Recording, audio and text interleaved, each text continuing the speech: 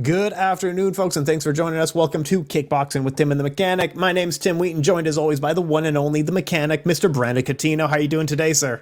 Doing good, man. Ready to talk some kickboxing with you, man. Had a lot going on. A lot of news was breaking. A lot of fights were happening. So it's always, man, to talk about it with you.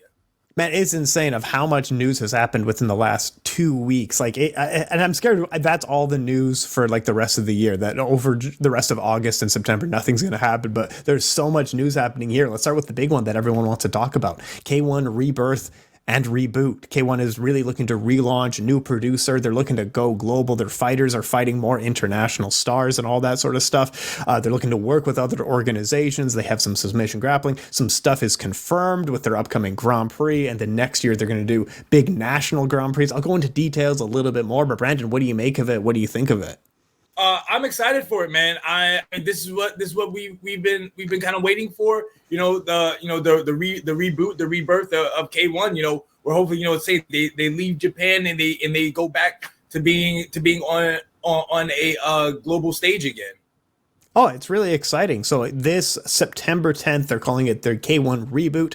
That in the Yokohama Arena, they will have the trilogy fight between every time I can read it just fine. Masashi Kimura versus Akihiro Kaneko. Their first two fights were banging, and this will be another title match. And then for the Grand Prix this year, they've contacted like King of Kings and other organizations to get more European fighters in for this tournament. Next year, 2024, they will have regional nationwide tournaments where the winners will then fight in the year-end tournament in Tokyo. So the places confirmed are France, Brazil, the USA, South Korea, and then we don't know any other countries. My guess is China and probably the Netherlands, and then of course Japan. That is what they're looking to do. They are also relaunching Quintet Grappling with Kazushi Sakuraba. At least on September 10th, we know that they're doing a show on the same day, promoting together. They are selling tickets separately. But yeah, they're looking to go global. I believe they're looking for international TV rights. I'm probably speaking to producers already. But yeah, with the new producer, like you said, this is really what they have needed to do for years, right? Yeah, man. Yeah, like I said, I think they've been in Japan. I want to say it's been like the last 10, 11 years, something like that, like strictly just being in Japan. So I'm saying this will be good. Like, I mean, after this show, hopefully, like I said, they'll start, like I said, I know they wanted to go to Lithuania, the Netherlands, hang out with Glory and the King of Kings. But yeah, like I said, it'd be awesome to have K1 here in the US, if possible. So yes, like I said, I'm definitely looking forward to it. I think all us kickboxing fans are definitely looking forward to it. Yeah, oh, absolutely. And kickboxing in the U.S., they used to do those tournaments every year to crown a winner. They did Oceania tournaments, they did other regional tournaments to crown the winners, and then those winners would go on and fight in the big tournament in Tokyo. And I think a lot of this is just the success of the match, which was a crossover event with Rise. Shootboxing was also there. They did a major crossover. It sold out the Tokyo Dome. The pay-per-view sales were exceedingly good. And then when things are successful, everyone wants back in. TVs, the more TV deals, more sponsorships. They got the old producer back in. So a lot of success happening. And we do have a fan question on this. So that's kind of just what we know. They're looking to do their rebirth, their reboot, work with other organizations, go international. That's what we know. But we can get into speculate. Oh, and Michael Chavello's back. The voice, he's back, baby. We do have a fan question on this from Mac Tyson. Make sure to check out his work with Combat Karate as well. He says, what are your thoughts and predictions on how K1 will balance its kickboxing rebirth with its plans for jiu-jitsu and MMA initiatives? Do you think it'll be more UFC style where kickboxing is the flagship, or one style where it's still the flagship but a little bit more balanced? So what do you think? Like, the K1 used to do K1 Heroes, which was totally separate from their kickboxing. Now they're kind of saying maybe we're looking at doing MMA a lot more. We're looking to do submission grappling. How do you envision it happening? Because we don't know any confirmations, but what do you think? What do you think it would look like? I don't know. In my head, I feel like the kickboxing is going to be on its own, and maybe you do the MMA and the jiu-jitsu matches together. So it'll have their own little flow. Like I say, like they'll have like your K1 shows or kickboxing, and like say your K1 Heroes or something like that will be your MMA, will be your submission, stuff like that. Or I mean, heck, man, they could just have them all be separate. I mean, I think they have done that too, because there are people who are down to just watch the jiu-jitsu by itself. Because I remember, because the Quintet is that was team, right? That was five guys on each team and stuff like that, right? Yeah. So yes, yeah, because I remember seeing that on when it was on UFC Fight Pass.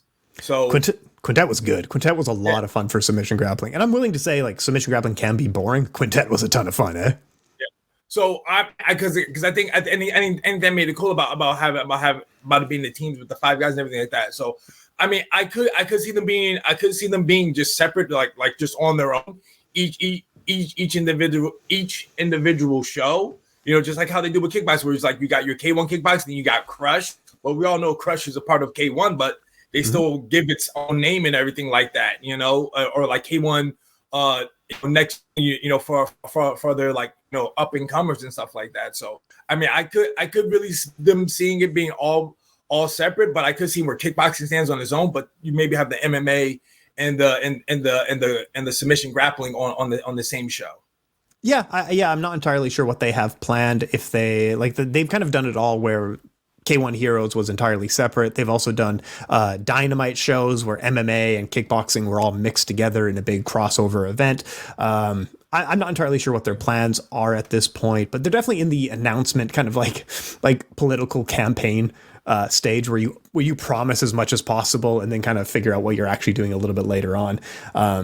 So we'll see what it looks like in the future. I think Quintet is the odd one out where it's still run as a separate company. They're selling tickets as a separate event. So I think they're saying like, yeah, we're doing submission grappling. How much they're doing beyond September 10th, I'm not really sure. I think that was just like they wanted Kazushi Sakuraba involved. And that's how you get them. So whether or not how much they do, I think MMA is a really easy in. There's so many MMA fighters that you can just quickly sign 20 and throw together an event, no problem in this day and age. But it also speaks to how much success organizations like Ryzen have had, like Dream and Pride and the old K1 all went bankrupt. Ryzen and K1 now have just been in the trenches and really bringing combat sports back to Japan. And I don't know if we're heading for another combat sports boom in Japan like we had in the early 2000s, but there are very good reasons to be optimistic about this kind of stuff. Like one wants to get back in Japan. The UFC is going back in Japan. Ryzen is ongoing. K1 is looking to do MMA and submission grappling, and kickboxing is back in the forefront. I mean, these things move slowly. So to you and I who are in it all the time, it looks like this has been moving at a snail's pace, but it feels like things are kind of happening, right? Yeah, like I say, like, you know, you got your Bellator and Ryzen show happening at the end of this month as well. They're doing a big show in Japan. So yeah, like I say, you know, Japan seems to be booming right now. Yeah, the Bellator barely does show stateside anymore, but if Ryzen wants to do a crossover, they'll sign up for that kind of thing, right? So yeah, we'll see how it goes. But it's going to be a fun ride going forward, and we'll see what K1 looks like in the future. But I think there's reasons to be optimistic. But over this weekend, K1 also had one of their major events with dozens and dozens of fights on it, and it was awesome. It was great, but it was definitely not an all-in-one sitting kind of event. The top fights on this card, Yuki Yosa won via liver kick. You also had Stefan Latushku winning via knockout. You had Toma winning via TKO against View. Masaki Nori winning via body kick. Kana Silverwolf winning via body kick. Hiromi Wajima avenging his loss via TKO. Where do you want to start? What sticks out to you on this card? All is that if you are a foreigner in Japan, it wasn't a good day for your liver. It was a good day for your liver. That's all I gotta say. It wasn't a good day. So, like I say all the time, man, body shots in fights, and this was a card that where it that was on display, man. A lot of body shots, saying you heard body kicks, body punches. People were dropping flies, man. Like I said, you know, it was good. It was a good one, but I guess, you know, hey, man. You know, we always start, man, that main event, you know, title fight.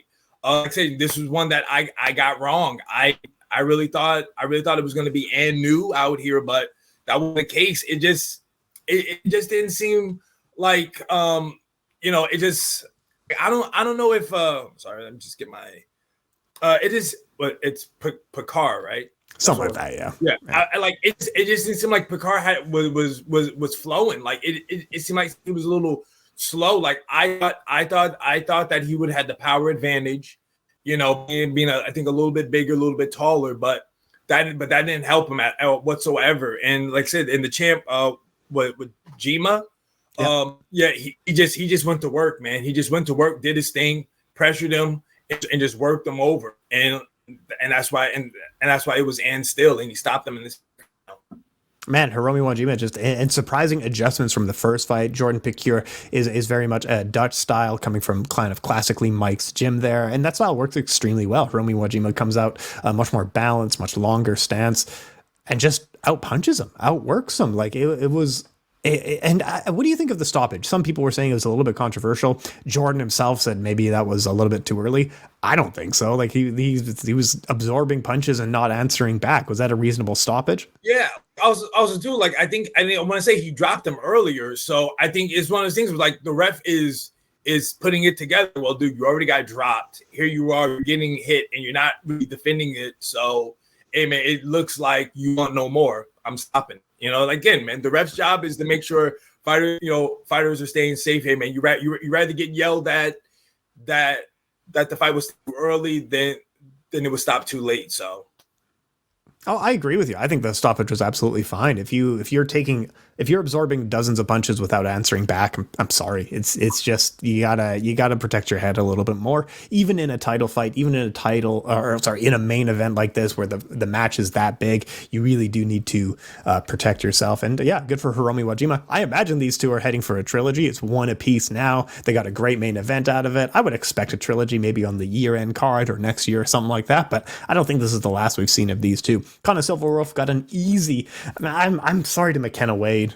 I'm sorry. It's just this is what we predicted, and then it was a knockout within 1 minute via body kick. What do you say? It's another display fight for Conor Silverwolf. Yeah, I mean, this is one of those things where, like, I feel like Conor doesn't get the respect that she deserves because she gets these fights and she's just blowing through these ladies. Now, one, is it that these ladies aren't really at that level, or is it that Conor just makes them look like they're not at the level because she's just that good? You know, it's one of those things. But hey, man, I know she won her fight, and she called out for the fight that everybody wants, the fight that she's been asking for since I want to say 2021. She wants a Mexican, you know, like that's the fight that she wants. She's calling for the show in December. I don't know if it's gonna happen. I want it to happen, but I mean, I still know Anissa Mexican didn't want the fight originally because, again, I think they trained together. I think Anissa Mexican, consider her a friend and everything like that. But Connor's like, yo, it's nothing personal, man. This is business. I think it is like she wants to be known as the greats. And if you look at rankings and stuff like that, pound for pound, kind maybe gets the third or fourth vote, but she's not up the top because it's either like my girl Tiffany, your girl Tiffany, or my girl Joanna Bars, getting 1 and 2, but it's just how it is. I think it's just one of the things. Like, there really is nobody else for her to really fight, and getting these girls that really nobody knows who they are on a global stage. So we just think like, it's just some girl she's gonna run through, which of course she did run through, but. I think just one of the things was like kind of just trying to stay active so she doesn't lose group. But again, she's asking for the big fights. She wants the big fights. It's just about if organizations can make it happen. No, I completely co-sign with you. Like within her last 1, 2, 3, 4, 5, 6, 7, 8 fights, 6 of them were against people debuting in K1, and that's really not Connor's fault in any way. She's fighting who they put in front of her. Win or lose, she's always game for these kinds of things, even if it's not perfectly her weight class lineup or anything like that. She's fighting who they can sign and who they can put in front of her, and she's knocking them out, putting together a good highlight reel. But of course, we're greedy. We want to see the best fight the best. But yeah, K1 right now, I think for the last couple of events, have really been putting their stars, and Mac Tyson was talking about this in the comment a couple weeks ago, really putting their stars against debuting foreigners, whether they're trying to build up their foreign talent and have a bunch on contract, or just trying to get display fights for their big names. I don't really know, but a lot of these fights, we knew what the result was going to be. Like, for example, Masaki Nori versus Amancio Parashiv. Like, Parashiv does have a very good record, has a very good resume, but man, this is Masaki Nori we're talking about. This guy is not pretty good. This guy is exceptional, and he wins this fight a minute 30 into the first round with a dangerous body kick. God, watching Masaki Nori fight is just a dream, isn't it? It's so fun. I mean, I think some ribs got broken that night, and it's like you can hear it, and yeah, man, dude. Again, man, that's another guy who I've been campaigning for, man, to get some more respect, man, on those rankings, from Beyond Kick over here. But again, I think it's somebody else. Again, it's like he fights who he fights. and it's just like one of those things where like, you know, they just put who he just fights whoever is in front of him. Now I guess usually when he does step up, usually go his way. But I mean, hey man, dude's a killer, man. That's all I can say. The dude's a killer. Highlight reel for sure. All must see TV. You know, he definitely delivers. Win or lose, man. He's always going out there putting on the show. Oh, I co-sign with you on that one. It's the fight. It's the guy that we love to see fight. He's just a ton of fun.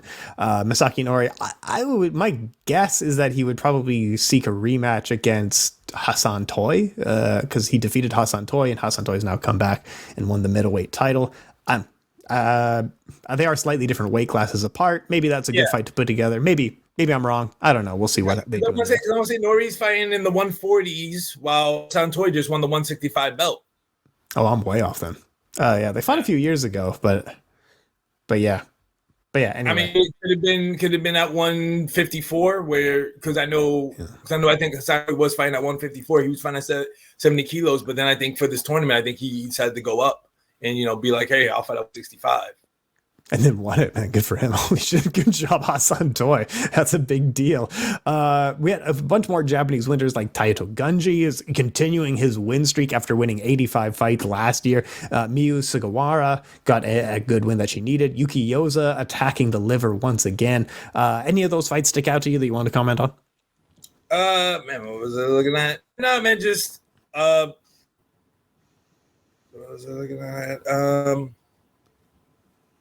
Just I mean, I know you mentioned before, but just the Tushka fight. I just want to say, because we talked about it, because he's scheduled to fight September in Glory, and we were we just like, yo, this guy's got to get in, get out, and that's exactly what he did. He got in, got out, round 1, minute 43. He was like, yo, I got another fight to get ready for. Let me not get hurt in this one. But it's so funny. Yeah, he fought. Yeah, he's scheduled for September. He fought like mid-July. He's 21 years old, which is fantastic. But he also has a knockout win in 2022 over the K-1 heavyweight champion Mahmoud Satari, who is fighting in the Grand Prix. I would have liked to see Stefan Latushku fight in the Grand Prix, but that means he has to get from France to Paris and fight within like 24 hours of each other, because he's fighting September 9th and the Grand Prix is going to be on September 10th. So I don't know if Latushku is going to make it, but I would have liked to see him in the Grand Prix at least. But yeah, he's fighting in Glory. I don't know if it's an exclusive contract or if he would come back to K1. But we are starting to cook a little bit on, there's more heavyweights out there than we initially thought. It's really starting to build up. But yeah, definitely check out the Stefan Latushku highlight, right? Yeah, man. Like I said, it was just saying, like, he just got in, got out, and was like, yo, I got another fight to get ready for, man. I don't got time to waste over here.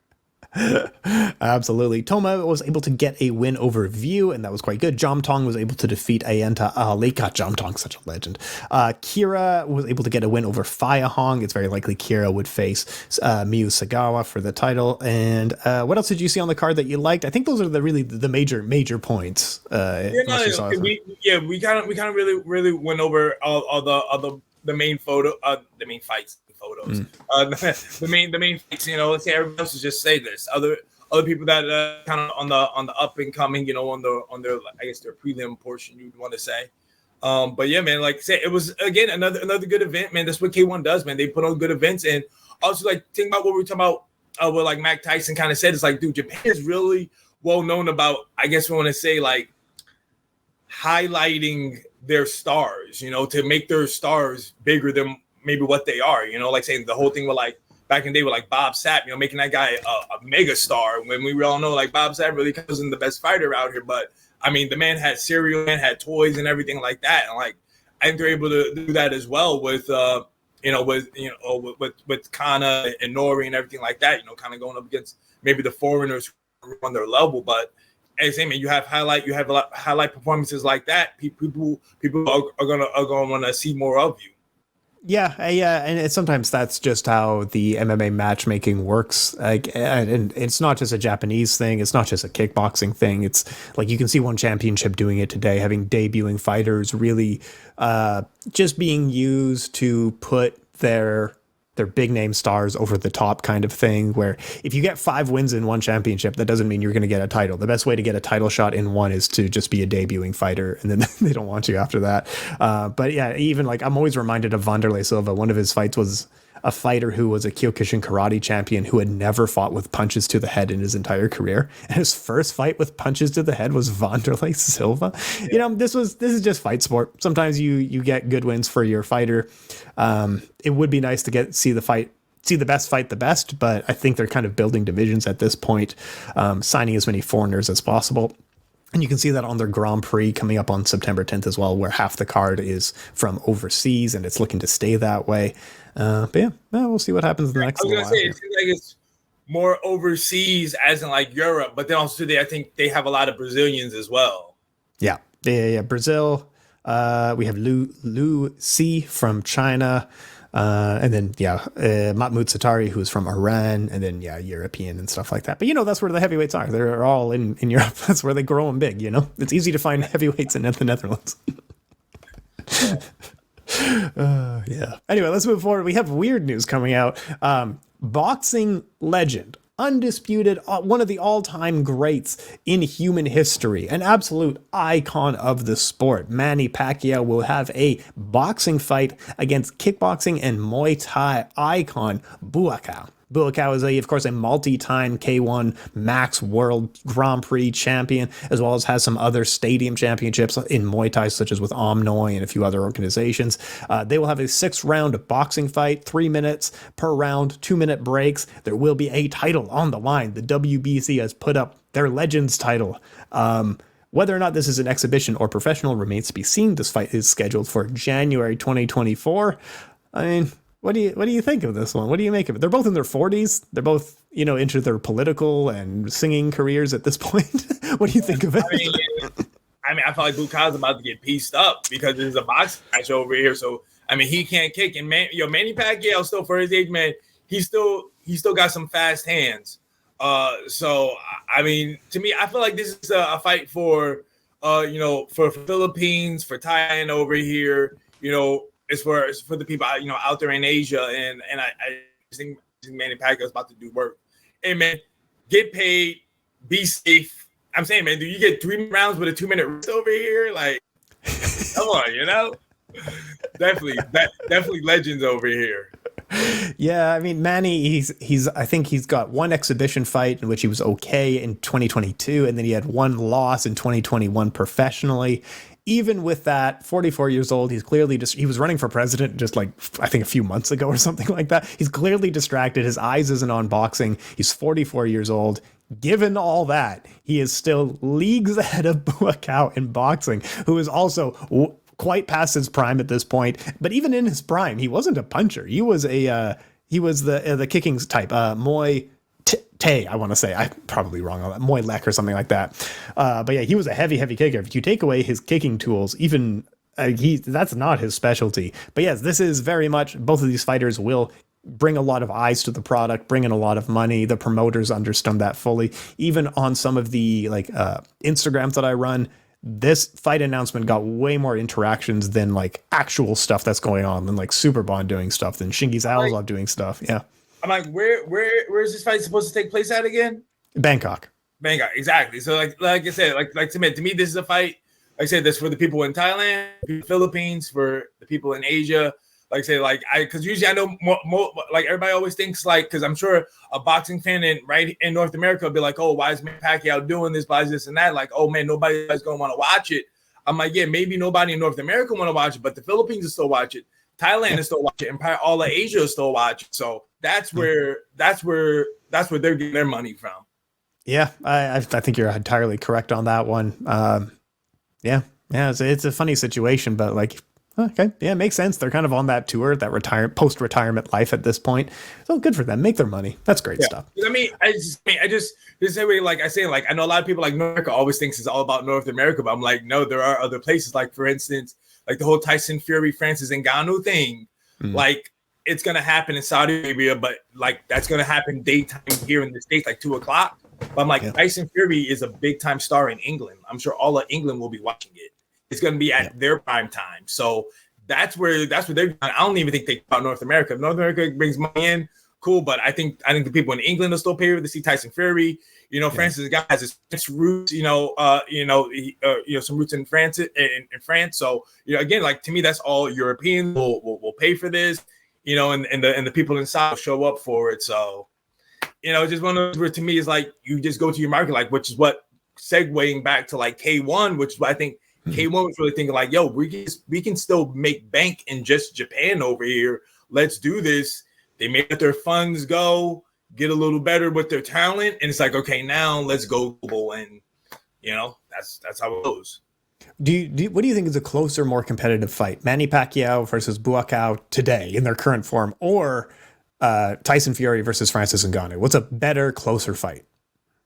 You got to go with the Francis Tyson Fury because to me, Francis has he has that puncher's chance, while Buakaw don't got hands. Francis does at least, he can crack.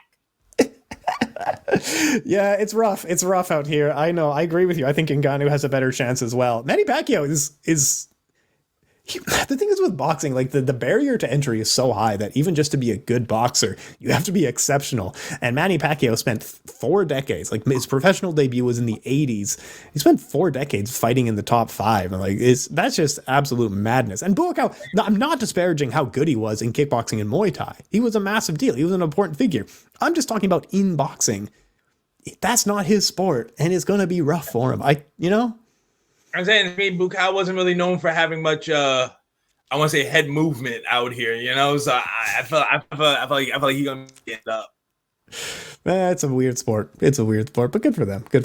I'm trying to think of what could K1 do to really bring eyes back, and if they wanted to do a freak show fight. And I thought maybe Buakaw, who's still kind of a big name in Japan, in a kickboxing fight against. Do you think Genki Sudo would show up, or is he too big of a deal at this point? Man. I mean, you got get was it Dong Young Choi, man, that tall guy who was 6'9", Yeah, Hongman Choi. Yeah, Hongman Choi. Yeah, you bring that guy back. I mean, but K1's pretty good, man. Where they had they're the ones who have the crossovers,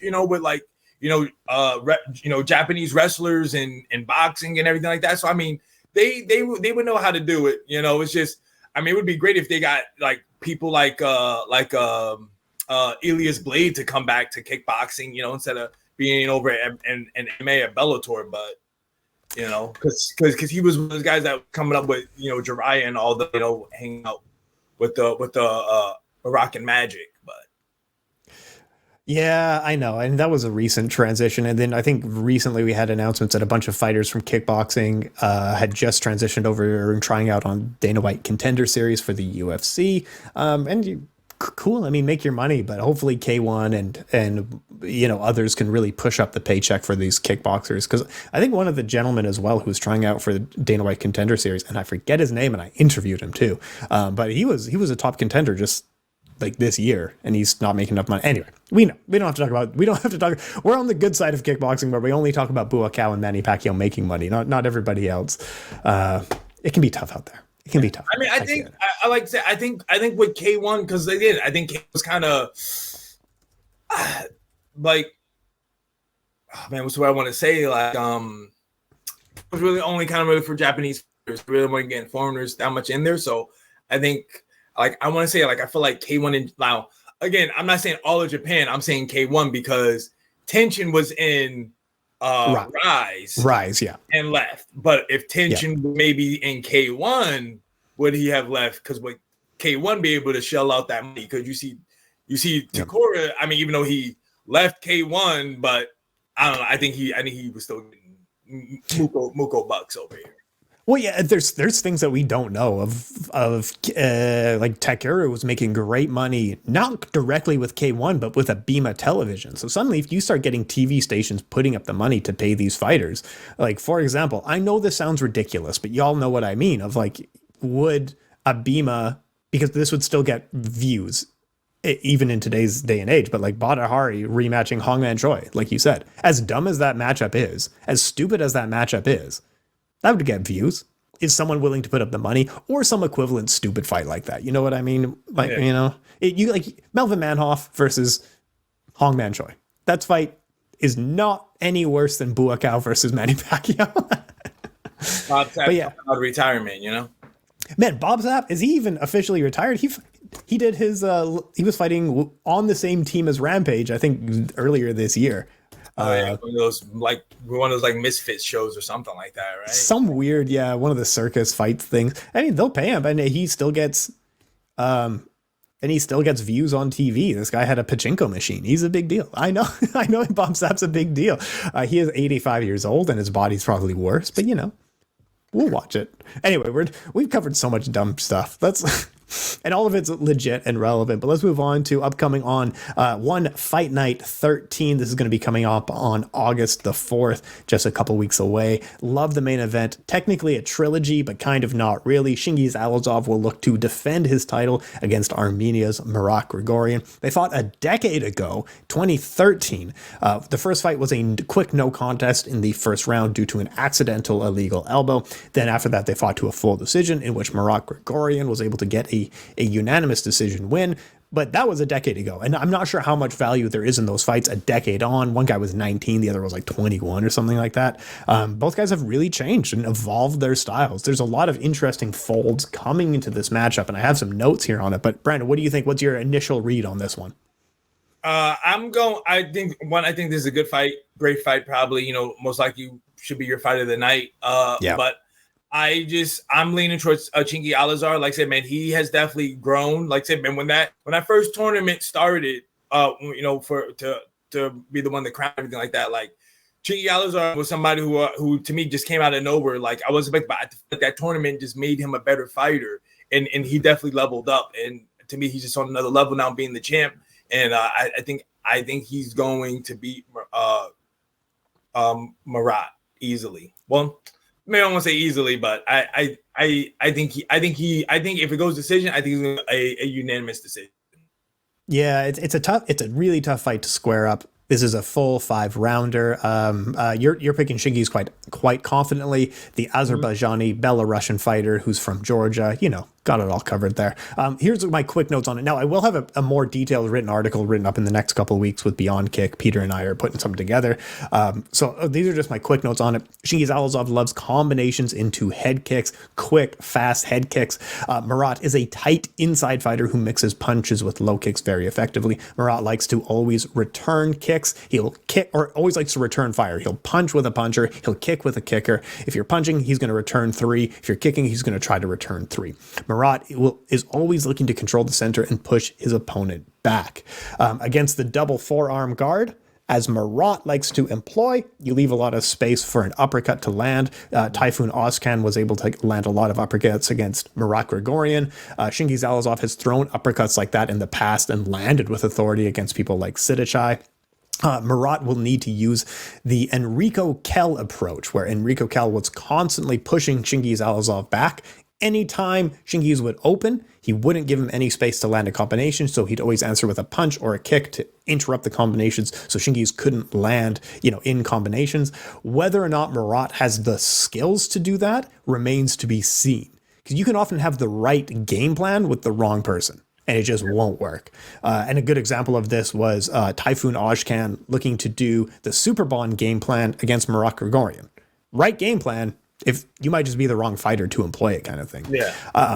So it will really be Marat looking to push his opponent back. Chingiz Allazov will be looking to push back, get back in the center, land combinations. I think this is going to be a battle of initiative. And I genuinely, like, having gone back and watching a little bit more tape, taking some notes on it, I couldn't tell you who wins, because I could see either game plan employed really working out for these guys, as Chingiz Allazov is just so fast. He's so on point for these last few fights, and he loves a firefight too. If you push him, he's willing to throw back. But I'm actually leaning, I can't believe I'm saying, I'm leaning Marat Grigorian here. I think his pushback, his interrupting combinations might just be enough to get it done. Am I crazy? Nah, I mean, you're crazy. I mean, to me, I just always see Marat as the same guy where he's just a go forward type of guy, like a bull. Just goes for it, tries to bully you. And to me, man, if you can just stymie him where he really go forward, I think you got him. And I think Chingiz can do that, which you say he make angles, moves around, but also too he's a dude that won't back down. So if you try to bully him, he's gonna give it right back to you. And I think of course he definitely is the taller fighter, bigger fighter. You know, I don't think Marat gonna be able to bully this guy since he's taller and bigger than you. Yeah, it's that's the thing. Chingiz Allazov will have a arguably an experience, but certainly a size advantage in the fight. He's certainly more powerful. This is going to be a banger. Like, and I don't know what's going to happen. I think it's going to be fun as hell. And our story in the first round might be totally different than our story in the fifth round. This might be the fight of just like Marat might work early, and then by the end of the fifth round, Chingiz Allazov is completely overwhelming him. It's entirely possible that would happen. Let's move down the card here. Tawanchai, the Muay Thai prodigy, the Muay Thai phenom, one of the Muay Thai champions in one championship, is moving over to kickboxing and is looking to gain a title. This is the same weight class as Chingiz Allazov, Marat, Grigorian, Superbon, and these types. And he's going to be making his one kickboxing debut against Georgia's David Kiria. What do you think? What do you make of this one? I mean, this is a good fight because to me, David Kiria is I don't want to say a gatekeeper, but I want to say he is a measuring stick. Like, if you really want to know where you are in the kickboxing world, if you get a W against David Kiria, that means you're doing some things. You know, he's a former Glory champion. He was in the tournament as well. You know, and he I think he did advance to like the second round. But David Kiria is a tough out. You know, he's a veteran. Got some good skills, and as we were talking off air, my man's now training in Thailand with Sidichai. So I mean, he's definitely stepping his game up. So I mean, I think this is a good test. You know, somebody who wants to go from Muay Thai to kickboxing to kind of see where you are. It's the same. My man is saying he wants a title fight. You know, if you can get past David Kiria, you know, you are definitely on your way. Oh, absolutely. Absolutely. It is a good measuring stick. Tawanchai is still young. Loss against David Kiria, there's certainly no shame. I don't expect him to lose. I think this is a very winnable fight for him. But David Kiria, despite his age, like, he's working with Sidichai. He's doing all the right things to try to really improve and find those areas where a Muay Thai fighter going into kickboxing might be extremely frustrated. He might be game planning that effectively, especially with a game veteran. If he's training with Sidichai, that's a massive deal to try to find these kinds of gaps. I think it's a very fun fight. I like the fight a lot. Truly, I think Tawanchai runs away with it, right? David Kiria is a veteran, man. He's a guy that will let you think you're winning. Because I remember the one fight where he just had his guard, let the guy just throw punches, and then he just found the right time, hit him with a counter shot, dude went night. He got the win, you know? Yeah. So, I mean, it's one of those things was like, say David Kiria looks like an easy W, but he will surprise you. Yeah, and he's in this one of the best weight classes in history. He's fought the who's who of people in this weight classes, as we were talking about earlier. Typhoon Ozcan, Sidichai, Jomtong, Enrico Kell. He's fought Giorgio Petrosian. He's fought Superbon. He's just anyone in this weight class. Robin van Roelsman, like anyone in this weight class in the last 10 or 15 years of note, at one point has fought David Kiria, Nikki Holtzkin. Like, it just goes on and on of major names this guy has fought. So fighting him, like, he's a game veteran, highly skilled. But yeah, that's going to be a good one coming up on August 4th. I'll quickly get through the other kicky fights on this card. Anna Wonder Girl will be fighting Cristina Morales from Spain. Cristina Morales, I only know her from losing to Kana Silverwolf and Anessa Mexen. I really can't offer anything on that one. Elias Mahmoudi will be having a flyweight Muay Thai fight against Edgar Tabarez. Edgar Tabarez just fought Rodtang. I mean, I'm not going to pick against Elias Mahmoudi. And then heavyweight kickboxing has Araj Azapur versus Ahmed Kiernek from Bosnia and Herzegovina. Expecting a knockout in that one. But otherwise, yeah, anything else on the card that you wanted to look at or take a look at before we get to fan questions? I know you just know I got my eye on the Wonder Girl fight. You know, man, all on the ladies, see what. I mean, I think this will be a W for her. Really kind of hands down. Like, again, like we kind of talked about with Japan, and with K-1, bringing a foreigner in, and this, may be a highlight reel coming up for Wonder Girl out here. Yeah, absolutely. And in this case, like, it's not a debuting fighter. There's just not a ton of people in the division for her to fight. Like, that's one of the people in the division. But let's get to fan questions here. We got thank you so much for sending in the questions. We did answer one already from regarding K-1 from the Mac Tyson. I got a couple on Instagram here. This is coming from DeBella Espresso. Everyone go to DeBella Espresso on Instagram. Go to DeBellaEspresso.com. Sign up for their mailing list. Sign up. They have news coming soon. Can you kick and drink espresso at the same time? What do you think? Yeah, because to me, I feel like the espresso will give you the energy to throw some kicks as drinking your espresso. So why not? I completely co-sign with you. A lot of people don't know this. This sounds like I'm really cutting a promo here, but I'm not joking that espresso and coffee is a really good pre-workout. Just getting caffeinated up. Whether you are hosting a podcast, whether you are working out, whether you're going for a long jog, coffee is the drink of choice. And if you are somehow with DeBella Espresso, that's the people to be with, right? Yo, shout out to my guy Jonathan DeBella, man, making some move over here. Got his own espresso line. Support the man, saying support. Yep. Support K-pop, man. This is what we need out here, man. We're making some things for you guys. Support us. Help out. Absolutely. If you become a world champion, make sure to transition that success into other ventures. DeBelloEspresso.com. You can put in your email address. You can check them out on Instagram. Good folks. Thank you so much, Jonathan DeBella and the team out there. And then from our follower, Emi, who, good friend of the show, is it fine to train other parts of the body if you have injuries? For example, if my leg is injured, can I still train? Brandon, this is a really good question for you. If my leg is injured, can I go train other stuff? Yes. This is actually something that I actually tell my students, man. Just because you're injured doesn't mean that you can't train. You got other things you can work. Like I remember, I had a little girl at the time. I remember she hurt her arm. She had a cast on on her left arm, but I was like, hey, you still got your right, you still got your kicks. Don't worry, I can modify the for you. So that's what I tell all of our students. Like, yo, just because something's hurt doesn't mean that you still can't train. Yeah. And we're seeing that now with Liam Harrison, of course. He's got a really bad knee injury and was forced to recover. The guy went to training and just sat on a box and hit the pad still. Like your leg, leave it to recover, listen to your physio, listen to your doctors, and then go do upper body or something like that. It's probably important as well to keep your body moving to an extent, depending on the injury. But when you're on the recovery phase, yes, do go train your upper body, right? Exactly. Yeah. I mean, even like people who like were like our adults, like they might have bad knees, so maybe that they can do. I just modify the exercise for them. Where it's like, oh, I'll say, hey, can you do like a split squat or a side squat? They can't, but they can still do regular squats, or that's fine. You can't do a burpee, but hey, you can still do a regular squat. Do that. But I'm saying, like again, like you said, you're still staying active.